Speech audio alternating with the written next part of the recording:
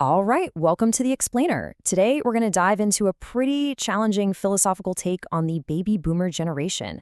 This all comes from lectures by the philosopher Jungbub, and it kicks off with what sounds like a really simple question from someone who just retired. I mean, it's a feeling we can all understand, right?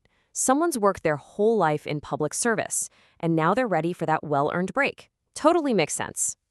But the answer they got back, well, it was not what you'd expect. It wasn't, go travel, take up a hobby. Nope, it was a straight up warning. Yeah, pretty jarring, right? Now, it's important to get this. In this way of thinking, divine punishment isn't some lightning bolt from the sky. It's more like the natural, inevitable fallout when a whole generation supposedly drops the ball on its responsibilities. And just like that, the conversation flips from how can I be happy to what do we owe society? So let's really get into this. So why such a heavy accusation? Well, the whole argument really comes down to looking at the idea of a workplace in a completely different way. The big idea here is that your job, it wasn't just about doing tasks. It was supposed to be a chance to study society's problems up close, to be on the front lines, really analyzing what makes people tick. And this is really the heart of the whole critique. The claim is that instead of using their jobs to do research and come up with new solutions for society's biggest problems, this generation they just worked for a paycheck and played around. And in doing so, they missed this massive historic opportunity. So the argument goes that after all these years, decades even, of being right there in the middle of it all, there's just nothing to show for it on an intellectual level. It's like the shelves are totally bare. No big research papers, no new frameworks, no data to help the next generation. It's like a whole library of human experience just was never written down. And from this perspective, the fallout from this failure to create knowledge isn't just a shame or a mischance. No, it's seen as a real existential threat. The logic is, because this generation didn't turn their life's work into educational materials, the generations that come after are basically left without a map. They're forced to try and solve all these huge, growing social problems completely in the dark. Okay, and this is where it gets really interesting. The way it's framed. This isn't just some vague, be careful warning. It's laid out like a specific prophecy with a timeline. There's this 12-year observation period that supposedly started back in 2013, and it's set to end in 2025.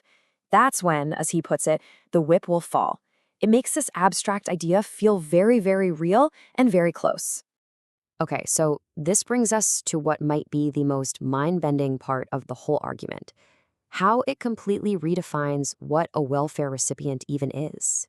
The answer given here just flips our usual understanding of who needs help right on its head. Why? Because the claim is that it has absolutely nothing to do with how much money you have. Yeah, you heard that right. Money is considered completely irrelevant to who really needs welfare today. The real problem, the real crisis we're facing, isn't about finances at all. It's about education. So get this. From this point of view, anyone who is struggling to do their job right, to fulfill their purpose, is a welfare recipient. We're talking about a CEO who can't lead their company, a manager who's lost, even a parent who can't guide their own kids. It's the struggle itself, not your bank balance, that defines you as needing help. And that definition, wow, it just changes everything, doesn't it? It reframes the whole issue. It says that the biggest crisis we face as a society isn't a lack of money, it's a lack of education, a deep, widespread poverty of not knowing how to live a meaningful life. Which brings us right to the heart of this whole philosophy, this huge, critical difference between just having knowledge and getting what the speaker calls a true education. And this comparison really lays it all out. Knowledge is seen as just old data, maybe even a tool that was used for control. But true education, that's something else entirely. That's about building character, learning how to be a good human, how to live with wisdom. And the argument is that society gave the boomers a ton of knowledge, but it totally failed to give them the true education on how to use it for the good of everyone.